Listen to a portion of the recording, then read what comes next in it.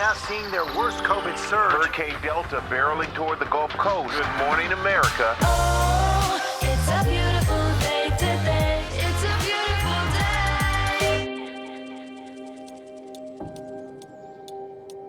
day. Just after 7:30 in the morning on a bright sunny day, most people were probably getting ready for work. A lot of people were working from home. This is during the pandemic, so people were on lockdown at this time. Jamie Faith, a director for American Airlines, and his wife, Jennifer, are heading out for their daily walk with their dog, Maggie, seen here on their home security camera. They had just celebrated their 15th anniversary the night before.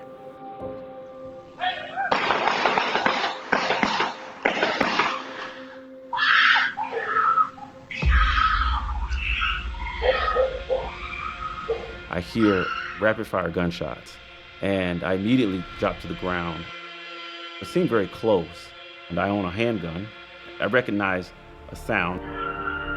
What happened? Brody, get up. I walked to the end of my walkway. Call the police. And I saw what looked like feet and a body laying in the street. But as I started running that way, the killer appeared in the walkway. He was in a mask and a hoodie. I didn't get a chance to see his face because I saw him with a gun in his hand and ran back in the house. A lady at the end of the block had taken it upon herself to go and chase after Maggie. So she caught the dog.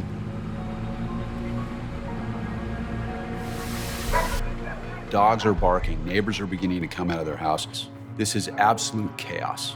Some of the neighbors come running, some come very frightened and timidly.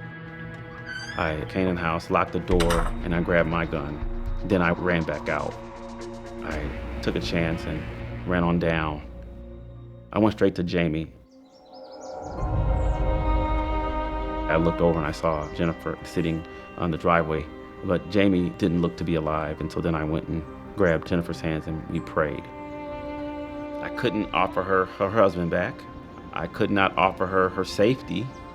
So for me, when all hope is lost, we look up. It wasn't long after we prayed that the cops came. Can you describe kind of what the scene looked like? When I saw him, he was lying on the ground on his back. A lot of injuries. I'll just say that. He was struck multiple times in the head, chest, and groin, so he had no chance of survival from these types of injuries. This is a normally very quiet neighborhood. It's a nice area, and all of a sudden you have a body in the middle of the street. A lot of the moments that occurred were captured on local doorbell cameras.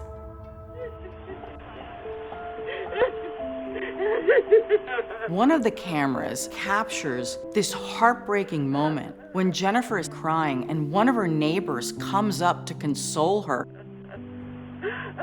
When I spoke to Jennifer, it was very brief.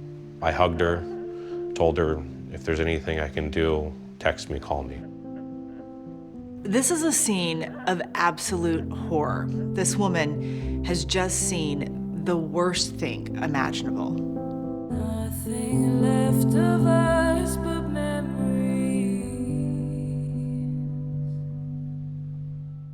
Jennifer immediately calls Jamie's best friend who lives in Arizona. Right around 7:30 in the morning, I got a phone call from Jennifer, and she was hysterical, crying. She finally got the words out. She said, "Jamie, he's been shot."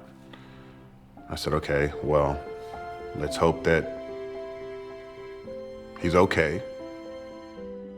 And she said, "No, he's shot, he's dead."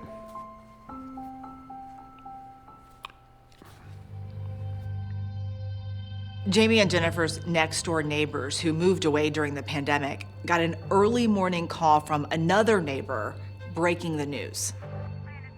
By the time we got there, the police had already started to tape it off, so we couldn't get too close to him, but we did see his body still laying in the street, and they hadn't even covered it yet. After I saw him there, I still just could not believe it. Just in shock. I just wanted to make sure first that Jennifer was okay. Jennifer is the surviving witness of a murder. She's taken to the police station for a formal interview, which was videotaped. During that time, it was COVID, so a lot of the facial expression, I really couldn't see it because she had a mask on. But I just know from looking in her eyes, she was very emotional. I turned around and I just saw this person shoot and shoot. She's describing step by step what happened, but as she gets to the part where somebody shoots her husband, she breaks down. Why? And it becomes very difficult for her to tell her story because she's so upset. She's just falling apart.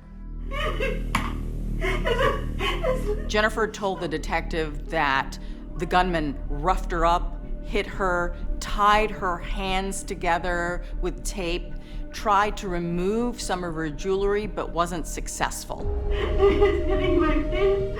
He was grabbing my arms and trying to take my rings. And then all of a sudden I saw a flash of it was silver, the gun was silver. And then he pulled out a roll of duct tape. From his pants or?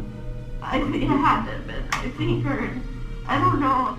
And then I don't know what happened. I remember screaming, and I was just looking at Jamie. I